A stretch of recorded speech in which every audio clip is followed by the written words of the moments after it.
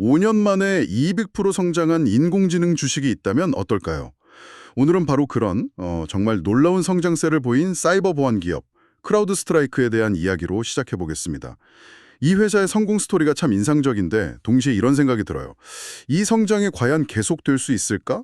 아니면 이미 너무 올라버린 건 아닐까 하는 점이죠. 네, 정확한 지적이십니다. 오늘 우리가 함께 파헤쳐볼 이야기가 바로 그거거든요. 크라우드 스트라이크의 기술이 얼마나 혁신적인지, 그리고 그게 어떻게 이런 폭발적인 재무 성과로 이어졌는지, 마지막으로 시장은 이걸 또 어떻게 평가하고 있는지, 이 세 가지 축을 따라가다 보면 2026년을 향한 이 기업의 미래를 좀 더 입체적으로 볼 수 있을 겁니다. 좋습니다. 그럼 첫 번째 축, 기술부터 시작해 보죠. 사실 올인원 보안 솔루션이라는 말은 거의 모든 보안 기업이 하는 주장 아닌가요? 팔로알토도 그렇고 다른 경쟁사들도 다 자기들이 최고라고 하잖아요. 아주 좋은 질문입니다. 그게 바로 핵심이니까요. 크라우드 스트라이크의 팔콘 플랫폼, 이게 구체적으로 뭐가 다르길래 이렇게 주목받는 건가요? 네, 겉으로 보기에는 팔콘 플랫폼도 클라우드 보안, 신원 보안, 엔드포인트 보호 같은 32개의 다양한 모듈을 제공하니까 말 그대로 올인원 솔루션처럼 보이죠. 그렇죠. 하지만 결정적인 차이는 그 작동 방식, 그러니까 아키텍처에 있어요. 전통적인 보안 소프트웨어는 각 컴퓨터에 아주 무거운 프로그램을 설치해야 했잖아요. 아, 맞아요. 옛날 백신 프로그램 생각나네요. 한번 돌리면 컴퓨터가 거의 멈춰서 그냥 재부팅하는 게 더 빠를 정도였죠. 업데이트도 수시로 해야 하고요. 컴퓨터나 기기에는 아주 가벼운 센서만 설치하면 끝입니다.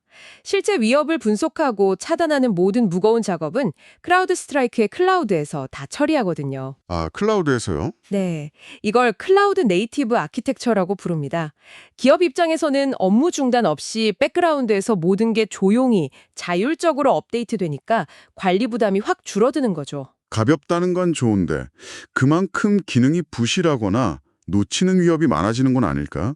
어떻게 가벼우면서도 강력한 방어가 가능한 거죠? 그 부분이 바로 팔콘의 두 번째 강점, 즉 데이터와 AI의 힘입니다. 크라우드 스트라이크의 클라우드는 전 세계 수많은 고객사에서 수집된 방대한 양의 위협 데이터를 실시간으로 분석해요. 아, 한 고객사에서 새로운 유형의 공격이 발견되면 그 즉시에 학습해서 다른 모든 고객사를 보호하는 데 활용하는 거죠.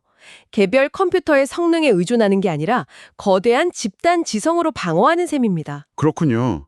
한 곳에서 얻은 교훈을 모든 사용자에게 즉시 전파하는 네트워크 효과 같은 거네요. 맞습니다.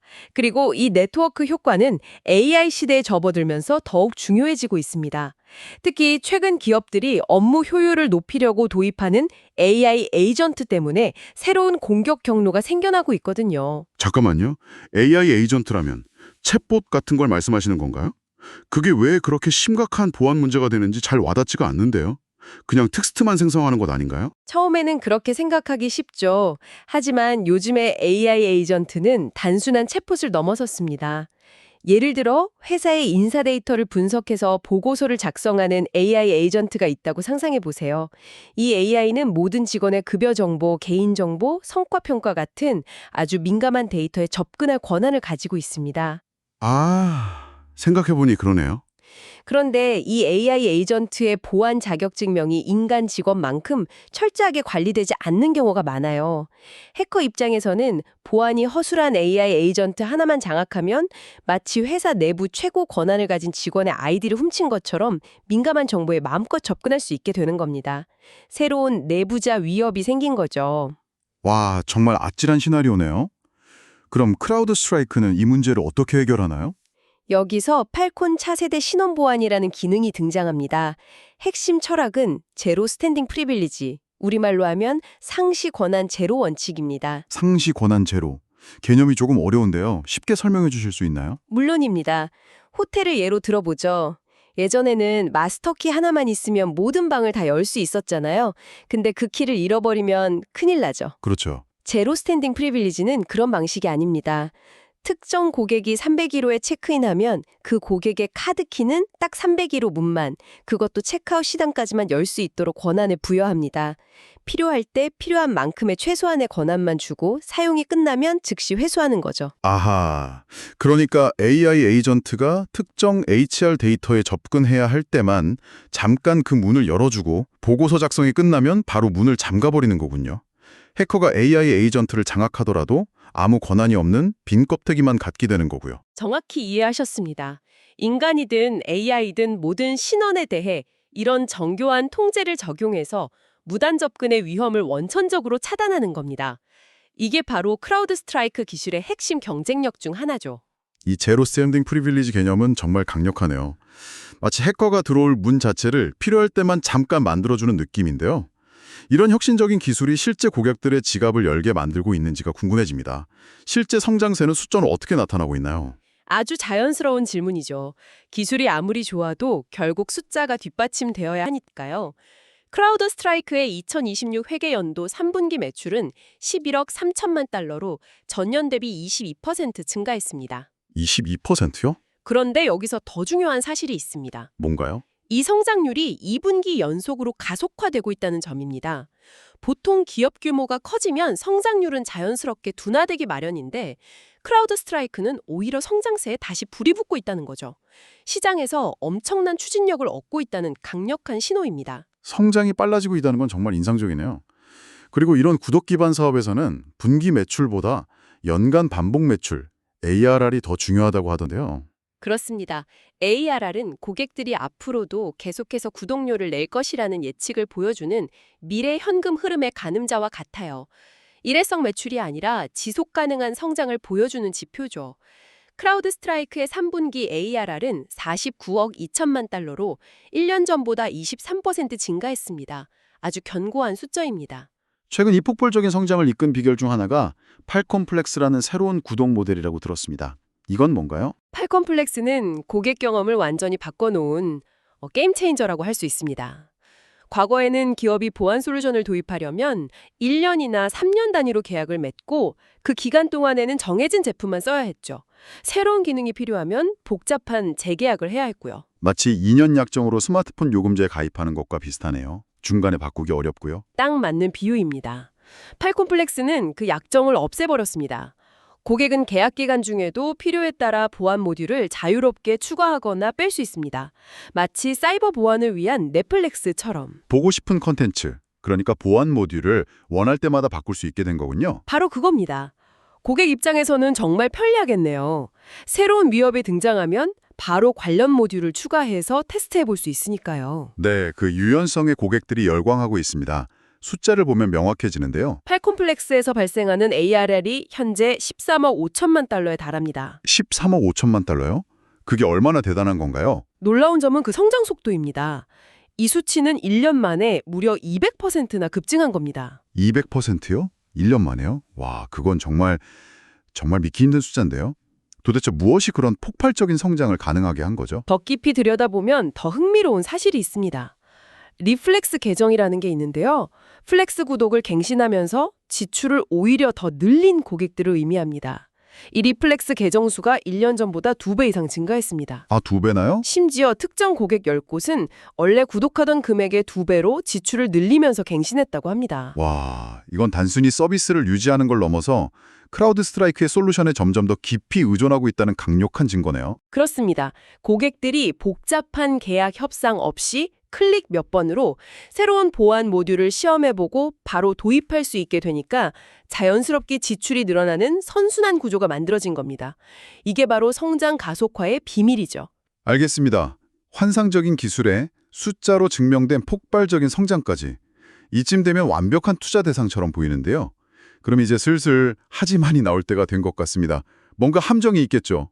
네, 여기 아주 크고 중요한 하지만이 있습니다. 바로 주식의 가치 평가, 즉 가격표입니다. 주식의 가치를 평가하는 여러 지표 중에 주가 매출 비율, PS라는 게 있습니다. 회사의 전체 가치가 연간 매출액의 몇 배에 거래되는지를 보여주죠. 크라우드 스트라이크의 PS 비율은 무려 28배에 달합니다. 28배요? 그게 높은 건가요? 낮은 건가요? 감이 잘 안 오는데요? 비교 대상을 보면 확실해집니다.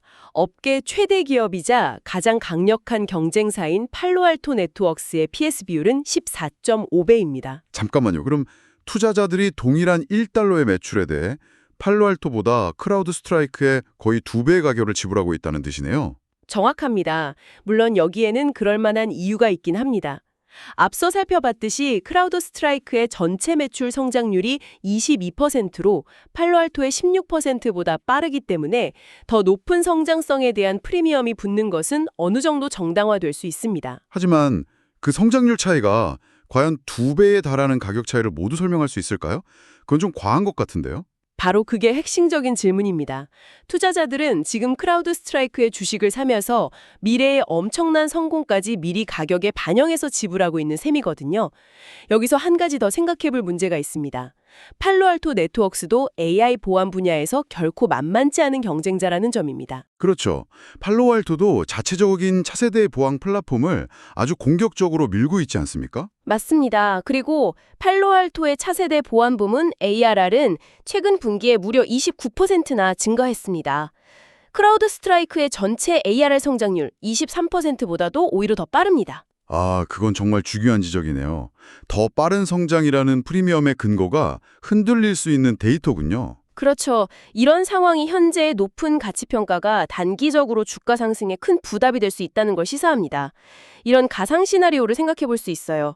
앞으로 2026년까지 크라우드 스트라이크가 지금처럼 연 20%씩 꾸준히 매출 성장을 이룬다고 가정해 보죠. 회사 자체는 아주 잘하고 있는 겁니다. 그런데요? 그런데 그 기간 동안 주가가 전혀 오르지 않더라도 2026년 시점의 PS 비율은 여전히 경쟁사들에 비해 비싼 수준일 수 있다는 계산이 나옵니다. 현재 가격에 이미 미래 2, 3년치의 완벽한 성장이 모두 선반영되어 있다는 뜻이죠. 그래서 단기적인 관점에서 빠른 주가 상승을 기대하는 투자자들은 실망할 수도 있습니다. 자, 그럼 이 모든 것을 종합해보죠. 한쪽에는 AI 시대를 선도하는 혁신적인 기술과 가속도가 붙은 성장세를 가진 정말 멋진 기업이 있습니다. 다른 한쪽에는 그 모든 미래의 장밋빛 전망까지 끌어와 가격표를 붙여놓은 엄청나게 비싼 주식이 있고요. 이 두 얼굴 사이에서 우리는 어떻게 판단해야 할까요? 그게 바로 이 심층 분석의 핵심 딜레마입니다. 단기적인 관점에서는 분명 부담스러운 가격이죠. 하지만 장기적인 시각을 가진 투자자에게는 전혀 다른 그림이 보일 수 있습니다. 크라우드 스트라이크 경영진은 향후 10년 안에 ARR을 현재의 4배 이상인 200억 달러까지 늘리겠다는 아주 야심찬 목표를 제시했습니다. 10년 안에 4배 성장이라. 만약 그 목표를 달성할 수 있다면 현재의 높은 가치 평가도 충분히 정당화될 수 있겠네요. 그럴 가능성이 있죠. 결국 이 이야기는 시간의 문제입니다. 여러분께서 1, 2년의 단기적인 변동성을 감내할 수 있는지 아니면 5년, 10년의 긴 호흡으로 이 기업의 장기적인 성장 잠재력에 투자할 것인지에 따라 결론은 완전히 달라질 겁니다. 결국 청취자 여러분께서는 이 단기적인 가치 평가의 부담과 장기적인 성장 잠재력 사이에서 자신만의 투자 철학과 시간 지평에 따라 판단을 내려야 한다는 말씀이시네요. 맞습니다. 오늘 분석을 마무리하며 이런 질문을 던져보고 싶습니다.